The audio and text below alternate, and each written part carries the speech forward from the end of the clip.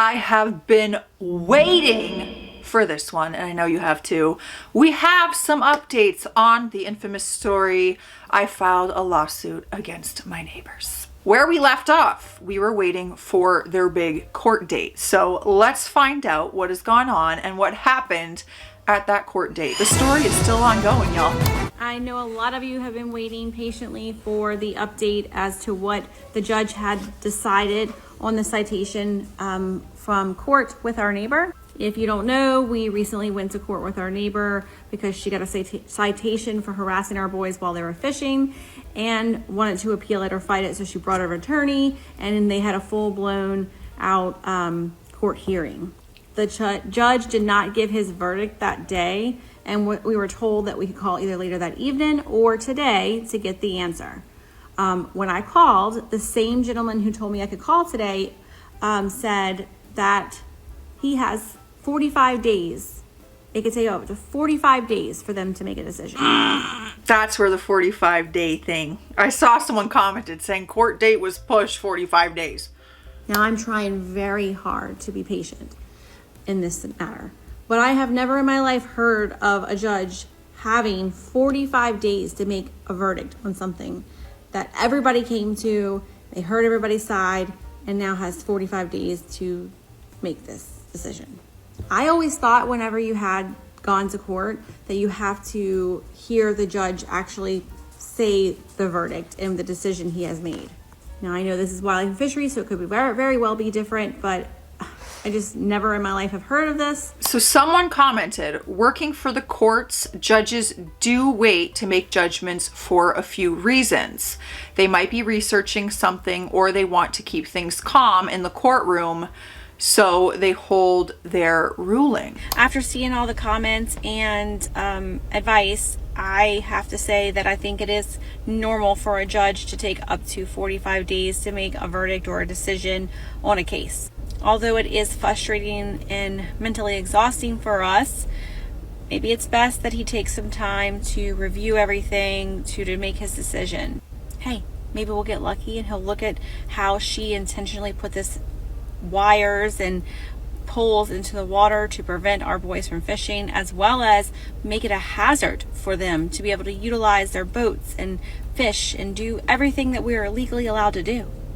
Although I don't think that's the case, but how funny would it be, and instant karma, for her trying to postpone things and drag me through the ringer and our kids through the ringer, and then it backfires on her and he makes her remove the fence or the wires from the water at least. I'm telling y'all, I'm still waiting for that day that she announces that fence needs to be removed. I better see that as the finale at some point. It would be very annoying to wait, but like you said, maybe the judge is going through everything, every police report, every literal thing that has happened over the last few years. I'd rather him take his time with it than rush a decision and it doesn't go in my favor, right? Someone commented, did they mean 45 business days? Because oh my God, they're taking forever. And I agree, guys. I have been checking her page. Trust me. It does truly feel like it's been forever since we've been to court. However, I think it's only been 2 weeks. Maybe, I don't know. Have to look back. However, I did call recently, so I guess a few days ago, and was told there has been no change. We're still waiting to hear. The lady on the phone did check to see if there had been any changes or anything had been cleared or updated or notes, and no, nothing. So we're still waiting. But meanwhile, the fence is almost underwater. When the river comes up high, the fence typically is, or the structure she's put in the water is typically almost underwater. What most can't see or know is that there are 2 steel cables running across this structure, and one of the steel cables is under the water where it's completely submerged. The portion that you see right there is a steel cable as well. However, they wrapped it in PVC pipe. And if you guys remember, shortly after us digging, she swore up and down, because we dug our property out, that we were going to cause more water to come into her property. So I guess this was her fix for that. And whatever comes I remember. portion of that goes underwater. Why she thinks that's a good place to put that, I don't know, but none of my business really, I guess. So now they were hit with some winter, and we got a little bit of an update here, I guess. Oh my God, it's completely submerged. Completely submerged. Imagine driving in here not knowing that fence is there with galvanized wire running across. No, we don't have a ton of boat traffic, but it just takes one. That video was from this weekend as the rain came in and the waters were coming up. The fence is not visible. I'm not on the neighbor's side, but I guess they could easily say, well, no one's taking their boat out in that weather. Do people take their boat out in that weather? And here's even more of a reason why I feel she deserves this citation that the Wildlife and Fishery issued, and we're waiting for a verdict on. This letter is from 2023, one of many, but this one's to the to the HOA, where she wrote that when she states he is far from an expert witness, she's referring to the judge himself. And she's saying that her lawyer stated, so I guess her lawyer knows more than the judge, but lawyer said that this is a non-navigable water and the waters are not public and the waters cannot be used by the public. Here she is in 2021, again, texting us saying that people are casting. One of our other neighbors' grandson was on our property casting and fishing, and she was upset about it because she said here, bottom line is they shouldn't be using other people's property as their own. Not only is it wrong and disrespectful, but it's a liability. And if above that it says he was fishing from the property but was casting on our property.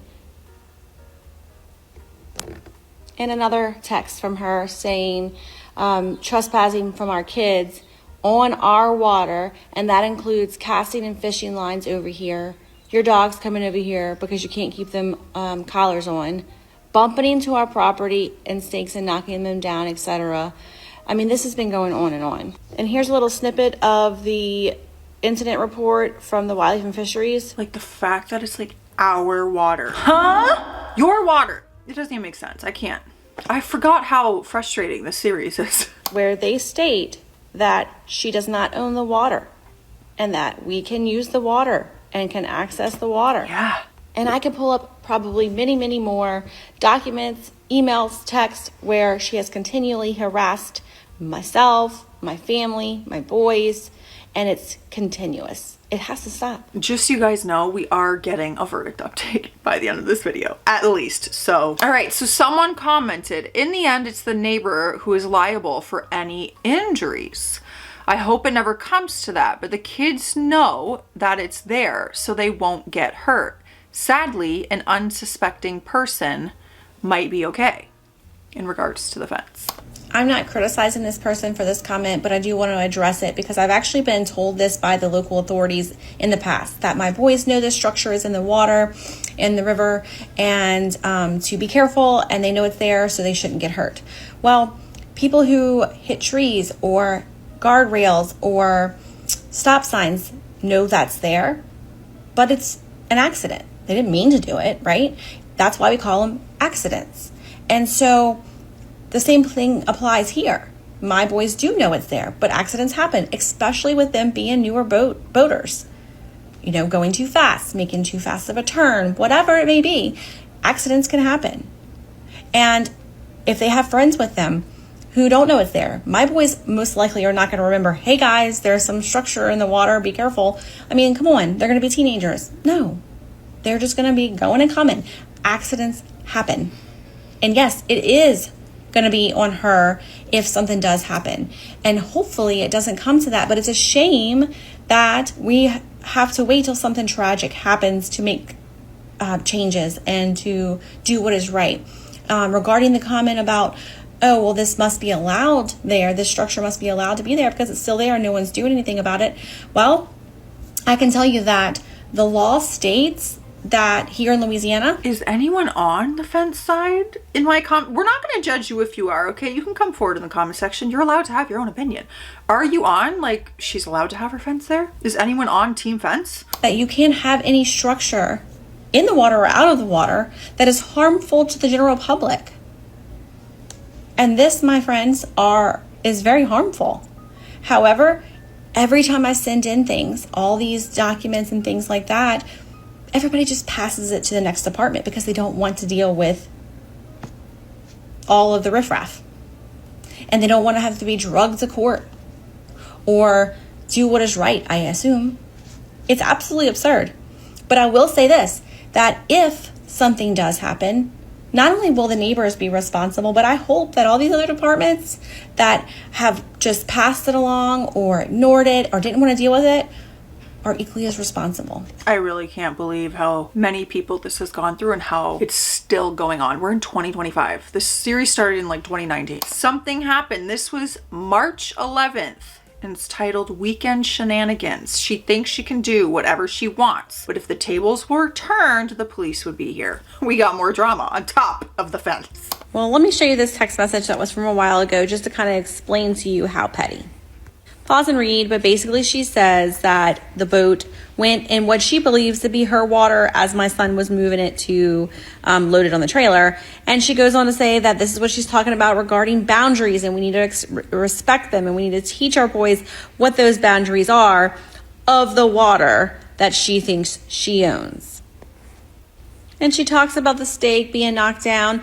This is under the water, remind you.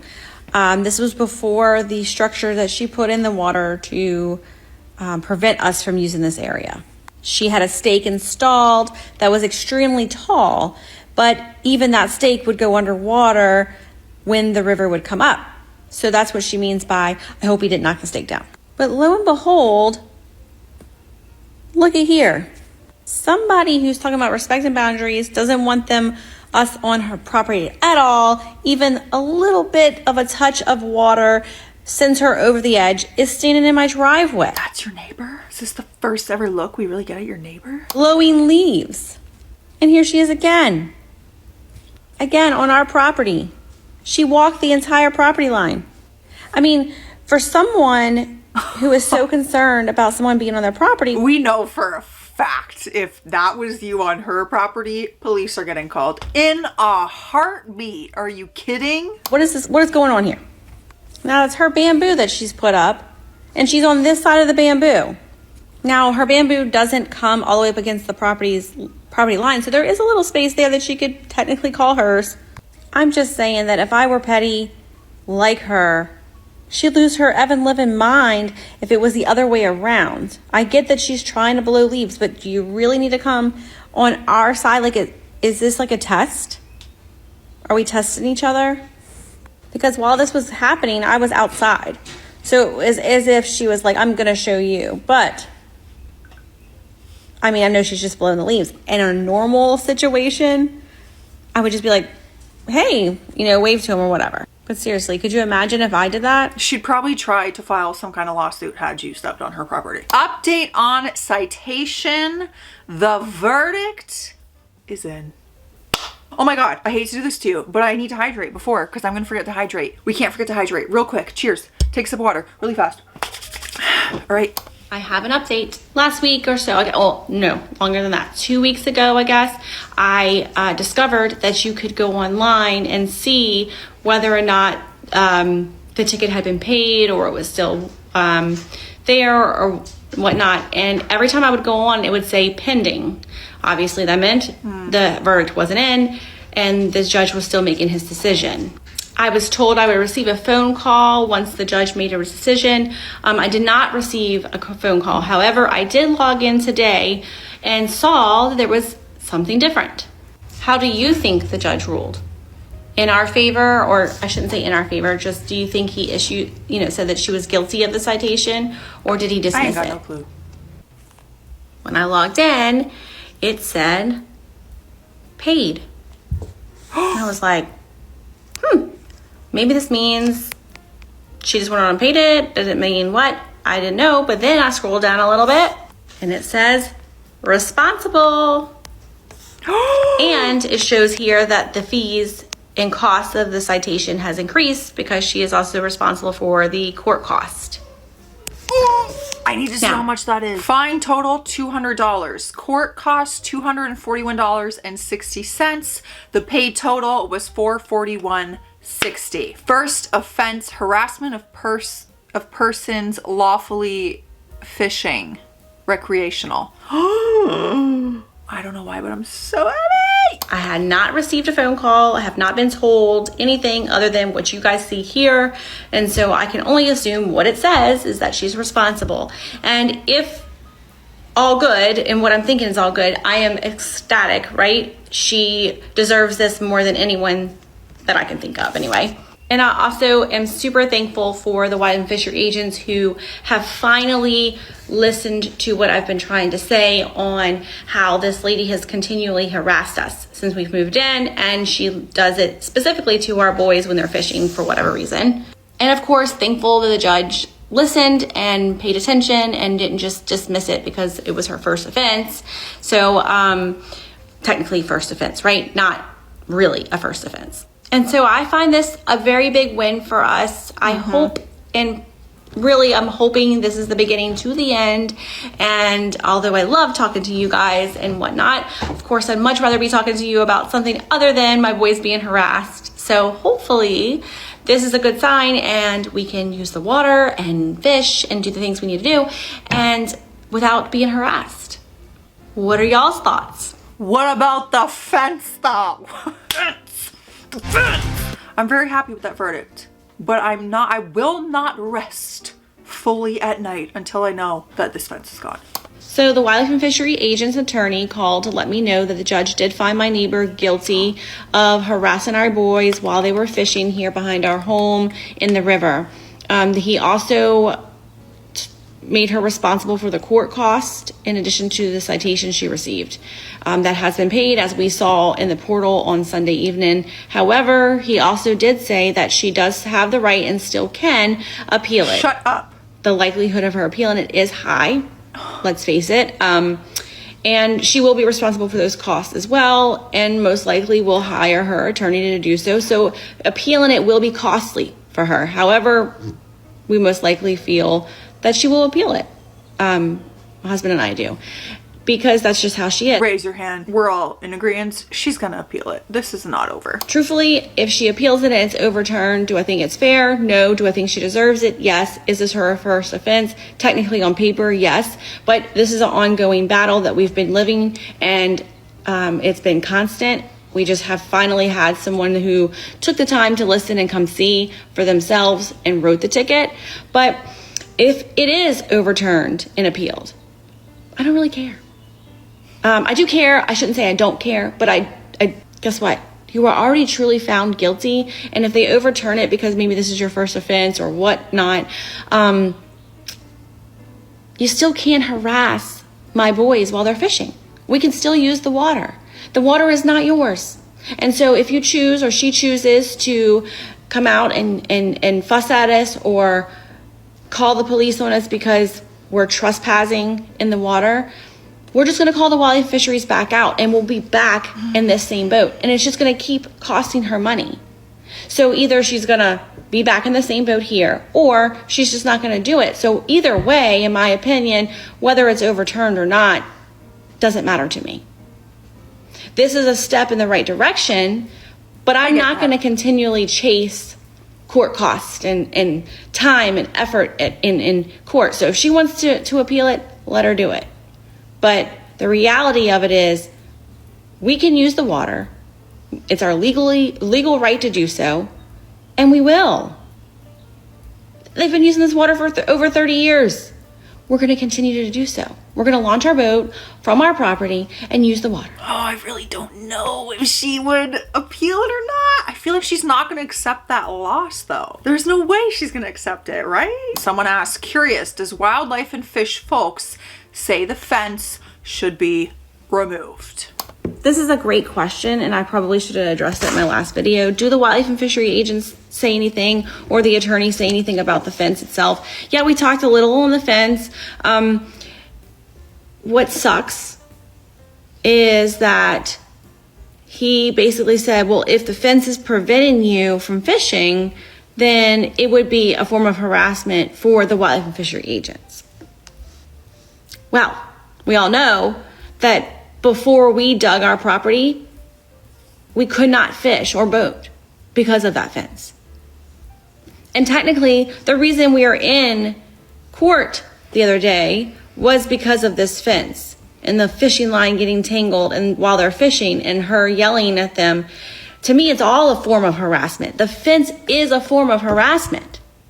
She's put it there so the boys can't fish. She's put it there so we couldn't use the water. It was only until we dug our property back and deeper that we could use the water again because of this fence. I literally forgot that, yeah, you guys couldn't get your boat out without her water. So yes, it is harassment in my opinion. And that's another reason why she's guilty. But he's saying now that since it's not technically preventing us from fishing, that it does no longer fall in their hands. Now, if we would have had someone come out when I had reported this over a year ago, before we dug our property, maybe they would have done something, I'm not sure. And that's the part that I get the runaround over. Because when I called and reported the fence to the local officials here, they told me it wasn't a fence. Now, so it's not a fence, it's a structure that they didn't have to get a permit for since it's not a fence. It's the fence. And now, if the fence were preventing us from fishing, then they could tell them to remove it. But a year and a half ago, or whenever I called originally, that wasn't an issue. So to answer your question, No. no, they're not going to make her remove it. That is not the fence update I was hoping for. The citation, court date, yes. The fence looks like I'm not going to be sleeping anytime soon. I don't feel like this is the end of the story. I really don't. I'm happy we got our updates. I think there's going to be more here. Let me know your thoughts. I'll see you in the comments. Stay classy out there.